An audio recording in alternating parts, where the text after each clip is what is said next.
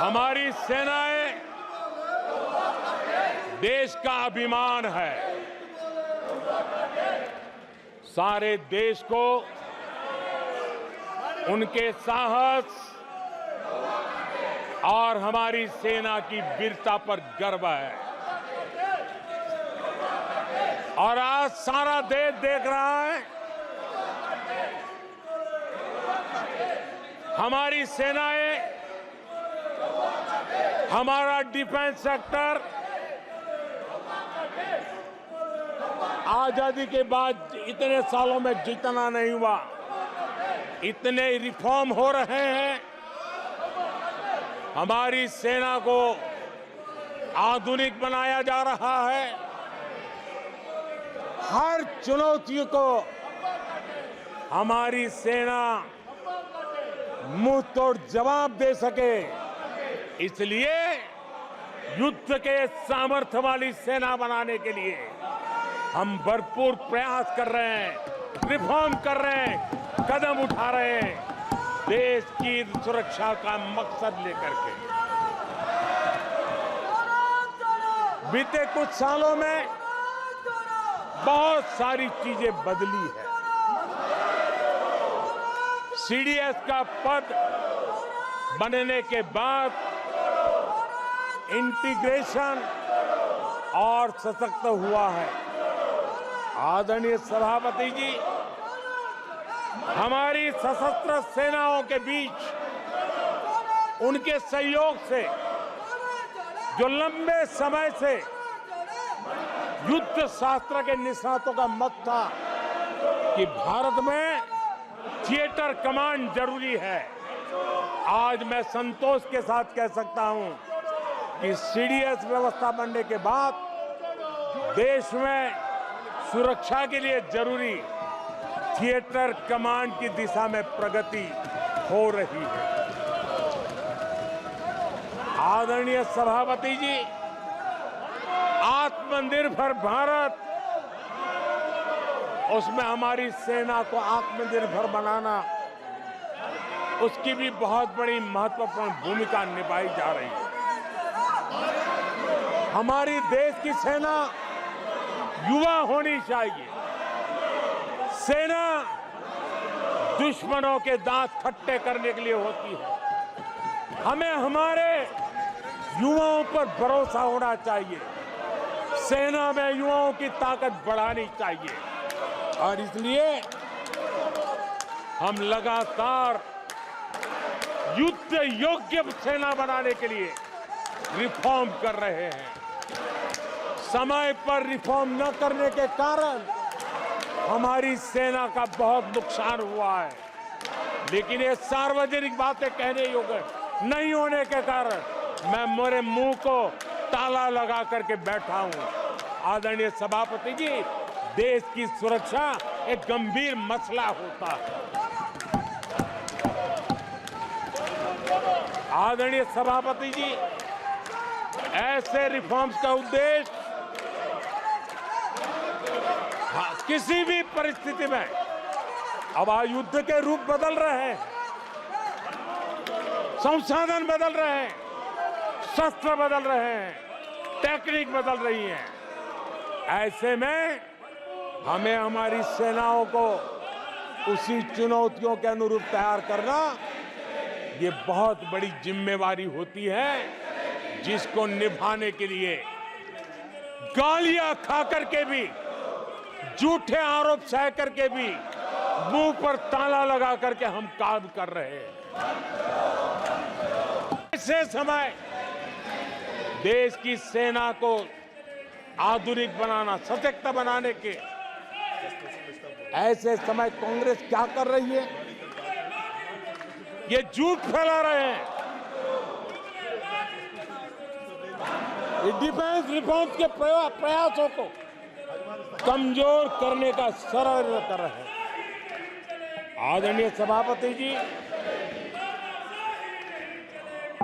दरअसल कांग्रेस के लोग कभी भी भारतीय सेनाओं को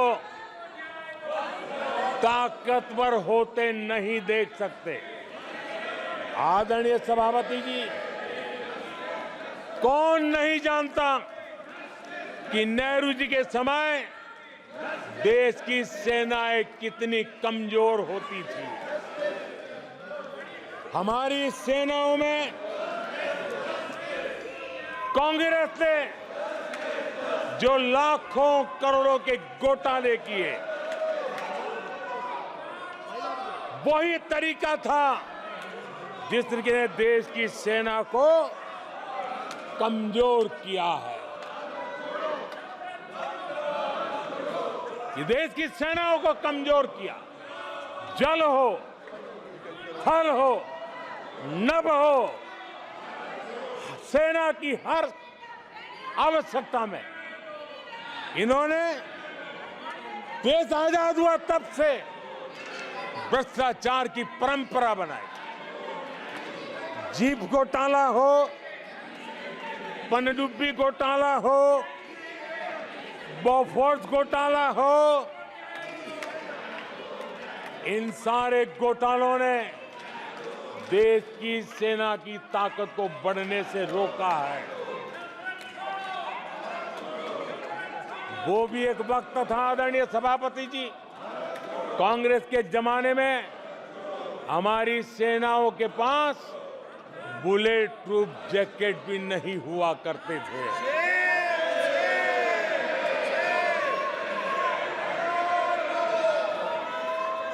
सत्ता में रहते हुए देश की सेना को तो बर्बाद किया ही किया, उसको कमजोर किया ही किया, लेकिन ये कारनामे विपक्ष में जाने के बाद भी चलते रहे।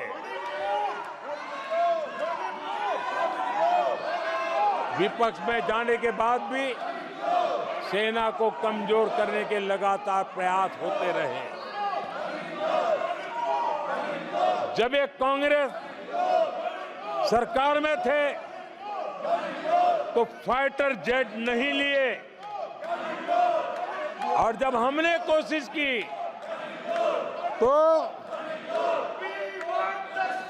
कांग्रेस हर तरह की साजिश पर उतर आई। फाइटर जेट एयरफोर्स तक न पहुंच पाए, इसके लिए साजिशें की गई। और आदरणीय सभापति जी, ये बालक बुद्धि देखिए कि राफेल के छोटे छोटे खिलौने बना करके उड़ाने में मजा लेते थे, देश की सेना का मजाक उड़ाते थे। अध्यक्ष जी, कांग्रेस ऐसे हर कदम का, हर रिफॉर्म का विरोध करती है जो भारत की सेना को मजबूती दे, भारत की सेना को मजबूत बनाए। माननीय प्रधानमंत्री जी के भाषण तक के लिए बढ़ाई जाती है और सभा की कार्रवाई, सारी कार्रवाई पूरे होने तक बढ़ाई जाती है। आदरणीय सभापति जी, समय देने के लिए और समय का विस्तार करने के लिए मैं आपका हृदय से आभार व्यक्त करता हूं। आदरणीय सभापति जी, अब कांग्रेस के लोगों को ये पता चल गया है कि हमारे नौजवानों की ऊर्जा, हमारे सैनिकों का आत्मबल ही हमारे सशस्त्र बलों की सबसे बड़ी शक्ति है। और अब इस पर हमला करके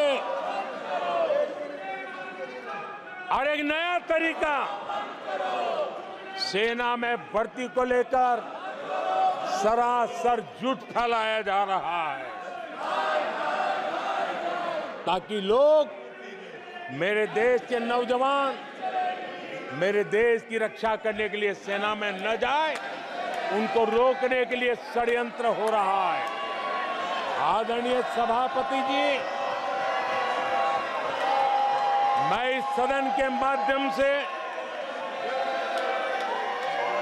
जानना चाहता हूं, आखिर किसके लिए कांग्रेस हमारी सेनाओं को कमजोर करना चाहती है? किसके फायदे के लिए कांग्रेस वाले सेना के संबंध में इतना झूठ फैला रहे हैं? आदरणीय सभापति जी, वन रैंक वन पेंशन को लेकर के देश के शहीद जवानों को उनकी आंखों में धूल झोंकने का प्रयास किया गया। आदरणीय सभापति जी, हमारे देश में श्रीमती इंदिरा गांधी जी ने वन रैंक वन पेंशन की व्यवस्था को खत्म किया था। दशकों तक कांग्रेस ने इस वन रैंक वन पेंशन को लागू नहीं होने दिया और चुनाव जब आए तो 500 करोड़ रुपया दिखाकर निवृत्त सेना नायकों को मूर्ख बनाने की कोशिशें भी की गई, लेकिन उनका इरादा था हो सके उतना वन रैंक वन पेंशन को टालते रहना। एनडीए सरकार ने वन रैंक वन पेंशन लागू की और आदरणीय सभापति जी, भारत के पास संसाधन कितने ही सीमित क्यों न हो, लेकिन उसके बावजूद भी, कोरोना की कठिन लड़ाई के बावजूद भी 1,20,000 करोड़ रुपए हमारे पूर्व सैनिकों को वन रैंक वन पेंशन के रूप में दिए गए।